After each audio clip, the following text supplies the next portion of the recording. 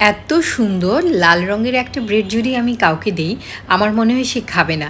সে প্রথমে তাকিয়ে দেখবে এবং চিন্তা করবে এই লাল রঙের ব্রেডটা আসলে কী। খুবই অসাধারণ একটা ব্রেড আজকে আমি হাজির করেছি। তবে এখানে একটা টুইস্ট আছে। আমি আজকে বিট দিয়ে এই ব্রেডটা বানিয়েছি, সে কারণে কিন্তু এত সুন্দর একটা কালার এসছে। আসলে ব্রেডটা এত সুন্দর একটা কালার এসছে যেটা ভিডিওতে অতটা বোঝাই যাচ্ছে না। তবে আমি কিছুটা ফাঁকিবাজি করেছি। আমি প্রথমেই বিট নিয়েছি 3টি। প্রথমে আমি বিটের যে জুস এটা আমি খেয়ে ফেলেছি। তারপর যে এক্সট্রা যে পেস্ট আছে আমি এটা দিয়ে এই ব্রেডটা বানিয়েছি। চাইলে আপনারা জুসটা না খেয়েও বানাতে পারেন। একটি বাটিতে 2 টেবিল চামচ পানি নিয়েছি আর ইস্ট নিয়েছি 1 চা চামচ পরিমাণ। তারপর ভালো করে এটা মিশিয়ে নিচ্ছি। এটা কিছুক্ষণ রেস্টে রেখে দিব। 10 থেকে 15 মিনিট পর আমি 4 টেবিল চামচ চিনি দিয়ে দিচ্ছি। আর 1 কাপ পরিমাণ বিটরুটের যে পেস্ট সেটা দিয়ে ভালো করে এটা নেড়েচেড়ে চিনিটা গলিয়ে নেব। চিনিটা না গলা পর্যন্ত এটা নাড়াতে থাকবো। আর 1/4 চা চামচ পরিমাণ লবণ দিয়ে দিচ্ছি। 2 টেবিল চামচ পরিমাণ চিনি দিয়ে এখানে আমি কিছুটা ময়দা অল্প অল্প করে ঢেলে দিচ্ছি।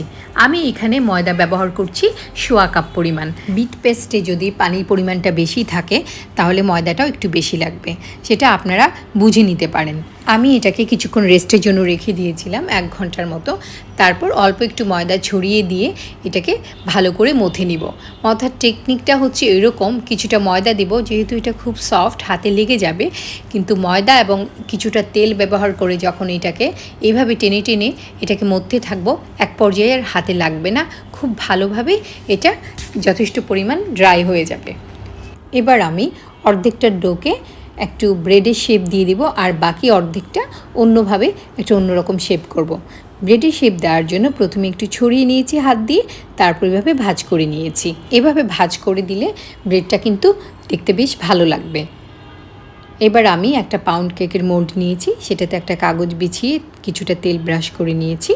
তারপর সেই ব্রেডের যে ডোটা সেটা দিয়ে দিলাম আর উপর থেকে কিছুটা পামকিন সিড দিয়ে দিলাম। সেটা আপনারা আপনাদের পছন্দ মতো কিংবা অন্য কোনো বাদামও দিতে পারেন, কিন্তু এই পামকিন সিডটা কিন্তু দেখতে খুব ভালো লাগবে। তারপর আমি এটাকে ঢেকে রেস্টের জন্য রেখে দিব। এবার আমি বাকি যে ডোটা ছিল সেটা দিয়ে এভাবে ভাগ করে নিয়েছি এবং ছোট ছোট বলের মতো বানিয়ে নিব। অন্য একটি মোল্ডেও কাগজ বিছিয়ে এইভাবে তেল ব্রাশ করে নিয়েছি। তারপর ছোট ছোট কিছু বল বানিয়ে নিয়েছিলাম, সেগুলো দিয়ে দিচ্ছি। এখন যতটা ফাঁকা ফাঁকা আছে কিছুক্ষণ রেস্টে রেখে দেওয়ার পর সেটা কিন্তু অনেকটাই ভরে যাবে। এবার এটাকেও কিছুক্ষণ রেস্টে রেখে দিয়েছিলাম। তারপর এটাকে বেক করে নিব। দেখতেই পাচ্ছেন অলরেডি কিন্তু এটা ভরে গেছে। দুটোই রেস্টে রাখার পর অনেকটাই ফুলে গেছে। এবার 180 ডিগ্রি সেলসিয়াস তাপমাত্রায় 30 মিনিটের জন্য বেক করে নিব এবং আগে 5 মিনিটের জন্য প্রিহিট করে নিয়েছিলাম। আপনারা চাইলে চুলাতেও এটি বেক করে নিতে পারেন। খুব সুন্দর বেক হয়ে গেছে। আর উপর দিকে যে বীজগুলো ছিল পামকিনের, সেগুলো কিন্তু সোনালি রঙের হয়েছে। এত সুন্দর হয়েছে, লালের মধ্যে সোনালি রঙের একটা ভীষণ একটা এলিগেন্ট একটা, আমি কি বলবো আসলে আমি জানি না। আমি নিজে আসলে খুব মুগ্ধ হয়ে গেছি এটা দেখে। আমি এটা কেটে দেখাচ্ছি কতটা পারফেক্ট হয়েছে। ভীষণ টেস্টি হয়েছে। আর বিটের যে টেস্ট এবং একই সাথে পুষ্টিগুণে সমৃদ্ধ একটা খাবার যদি আমরা খাই, আমার মনে হয় বাচ্চারা খুব খুশি খুশি বিটটা খেয়ে নেবে। আশা করি আজকের ভিডিওটি আপনাদের ভালো লেগেছে। যদি ভালো লেগে থাকে আমার চ্যানেলের সাথেই থাকবেন। আমি এটা কেটে সার্ভ করছি। এত সুন্দর হয়েছে যে বলার ভাষা নেই। আপনি যদি কাউকে দেন আমার মনে হয় সে খুব খুশি হবে। আমি একটা ছিঁড়ে দেখাচ্ছি ব্রেডটা যে কতটা পারফেক্ট হয়েছে, সেটা কিন্তু এই মাধ্যমে আপনারা বুঝতে পারবেন। তো আপনারা আশা করি ভিডিওটি ভালো লেগেছে।